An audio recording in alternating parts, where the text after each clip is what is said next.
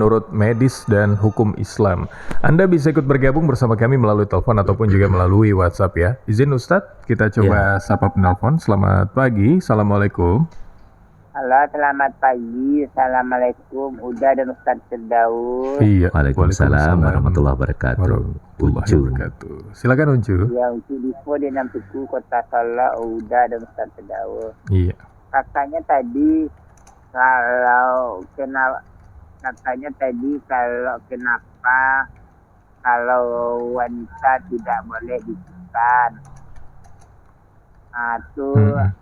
Gimana nanti apa bedanya wanita yang disiksa sama nggak disiksa?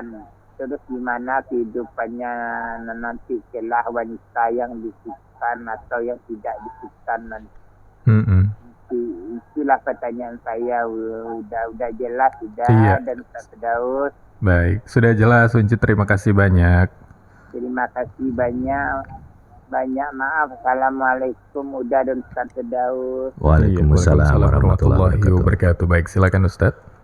Jadi apa bedanya ya? Kalau sepintas tentu tidak tampak bedanya, karena ini memang adalah soal yang sangat sensitif, tapi karena ilmu harus diangkat ya. Kita mengamalkan katakanlah khitanan wanita itu tentu harus ada dasar yang kuat dan dalil yang sahih, tidak menjadi perdebatan lagi. Dan sekarang sudah bagaimana WHO dan juga Dinas Kesehatan kita di Indonesia itu sudah mengkaji, menelaah, ya sudah sampai kepada kesimpulan bahwa khitan wanita tidak ada manfaatnya sama sekali, bahkan cenderung untuk merugikan. Jadi sebagai ilustrasi begini, klitoris pada wanita itu sesungguhnya adalah penis yang mengecil. Karena dia Allah takdirkan sebagai wanita, maka dia jadilah klitoris seperti jengger ayam kecil itu ya. Walaupun kecil, tapi di situ pusat saraf sensitif, pusat rangsangan yang luar biasa. Itu menguntungkan bagi wanita itu sendiri, juga menjadi kenikmatan bagi suami sebenarnya. Kalau itu sudah dilukai, bayangkan kalau sekiranya, penisnya atau kemaluan laki-laki dan bahasa lainnya zakar ya, kalau itu dilukai, apalagi dipotong, apakah sebagian sepertiga, bagaimana kira-kira? Jadi kata dokter ya kemarin itu, kalau dia operasi wanita melahirkan, sangat berhati-hati jangan sampai tersenggol klitorisnya itu, karena kalau itu sempat itu dilukai, pendarahannya sangat tinggi sehingga harus dibius dengan bius yang yang katakanlah agak banyak supaya sakit itu tidak terasa. Tapi pemakaian bius kalau berlebih kan berbahaya juga.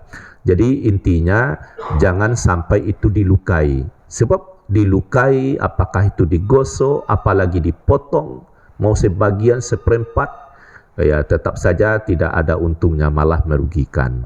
Nah, kalau itu sudah dibuang, tentu dia tidak merasakan kenikmatan yang Allah berkahi ya di sana. Berkah itu artinya banyak manfaat. Kalau itu dibuang. Bagi laki-laki, kalau misalnya bagian organ ya itu dipotong penisnya, apalah jadinya. Tapi itu dilakukan pada bayi pada usia ya katakanlah 1 atau 2 bulan, ada yang selamat-lambatnya jelang masuk sekolah kalau perempuan ya. Karena dia kecil tidak merasa berontak ya, apalah yang tidak dikata, tapi sakitnya itu sebenarnya minta ampun ya. Berbeda laki-laki di khitan, karena yang dipotong itu kulitnya, bukan batang penisnya ya atau ujung penisnya, tapi kulitnya itu yang menutup. Manfaatnya memang sangat tinggi. Nah, inilah yang dimulai dari Nabi Ibrahim alaihissalam ya dan seterusnya, itu khitan dilakukan. Tapi pada perempuan tidak. Nah, ini yang jadi diskusi yang sangat panjang. Nah, bagi yang sudah dikhitan, apalah yang tidak dikata. Dan tidak pula boleh menyesali orang tua kita. Karena orang tua kita tentu juga dasar ketaatan yang sudah ada. Nah, beruntunglah generasi sekarang tidak melakukan khitanan pada anak-anak. Tapi memang dalam informasi itu sampai terkini, misalnya apalagi di kampung-kampung itu masih melakukan khitanan. Moga-moga dukun-dukun beranak sudah makin berkurang, tapi walaupun kurang tetap banyak. Saya punya mahasiswa saya itu kan muda belia ya, angkatan anak saya. Dia katanya lahir melalui dukun juga, adiknya juga melalui dukun juga. Jadi masih ada ya, tapi tentu berkurang. Nah, karena bidan sekarang, perawat sekarang itu sudah diinstruksikan tidak boleh melakukan khitanan. Moga-moga grafiknya wanita di khitan sudah makin mengecil lah tuh. Jadi mana yang sudah di khitan, ya tidak usah pula terlalu menyesal, jaga sajalah, rawat saja, tetap bersyukur apa adanya, dan yang akan punya cucu, punya anak, mari diinformasikan supaya dia tidak di khitan. Iya, baik. Terima kasih banyak Ustadz. Ustadz izin kita coba sapa penelpon lagi. Baik. Ustadz, selamat pagi. Assalamualaikum. Selamat pagi. Iya. Assalamualaikum. Waalaikumsalam warahmatullahi wabarakatuh. Dengan siapa di mana? Dengan Ibu Cica di Terandam. Ibu Cica di Tarandam, silakan Ibu Cica. Ini mau tanya ini Pak Firdaus. Ya. Mengenai yang sudah Bapak sampaikan tadi, saya sangat berterima kasih Pak Ustaz. Karena banyak ibu-ibu ini yang tidak tahu karena anaknya terus dikhitan. Jadi mungkin barangkali Pak Ustaz, saya tidak malu-malu mengatakan kepada Pak Ustaz, mungkin barangkali saya dulu dikhitan oleh orang tua saya, Pak Ustaz. Mungkin sampai sekarang mungkin kena saraf saya, Pak Ustaz. Jadi saya punya suami, Pak Ustaz, sampai marah-marah sama saya, Pak Ustaz. Katanya saya ini dingin dengan itu. Iya. Tidak mau aja saya untuk berhubungan itu, Pak Ustaz. Jarang kalau tidak terpaksa betul, benci saya di Ustaz. Mungkin barangkali saya ini sudah kena atau sudah dilukai juga waktu itu. Kita kan nggak tahu karena Pak Ustaz yang menbilang hari ini baru kita tahu. Jadi saya ini berterima kasih pada Pak Ustaz. Jadi saya bisa pula menyampaikan kepada ibu-ibu anaknya yang baru lahir supaya jangan dikhitan itu Pak Ustaz. Ya, Itu aja dari saya Pak Ustaz. Ya. Assalamualaikum. Waalaikumsalam warahmatullahi wabarakatuh. Baik, silakan Wah, Ustaz. ini bagus sekali ya. Kan itu ya pengakuan seorang ibu, seorang nenek. Karena perempuan kan lebih pada menyerah. Iya. Mestinya gairahnya itu ya, manjanya itu sampai usia katakanlah sekalipun sudah menopause misalnya, itu harus ada kehangatan, tapi karena itu sudah dibuang, dia hanya melayani saja dengan segala kepatuhan.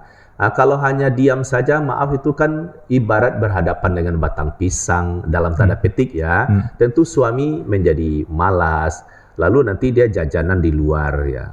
Ini yang Pak. Jadi kemarin itu dibahas sebab hancurnya, retaknya rumah tangga menjadi tangga-tangga ya dalam bahasa Minang, hancur-hancuran itu karena kegairahan hubungan intim di rumah tangga itu tidak berjalan menurut semestinya. Apa? Karena bidang utama atau lahan kecil itu ya, itu sudah dirusak. Ini berefek kepada yang bersangkutan sehingga lebih banyak menyerah.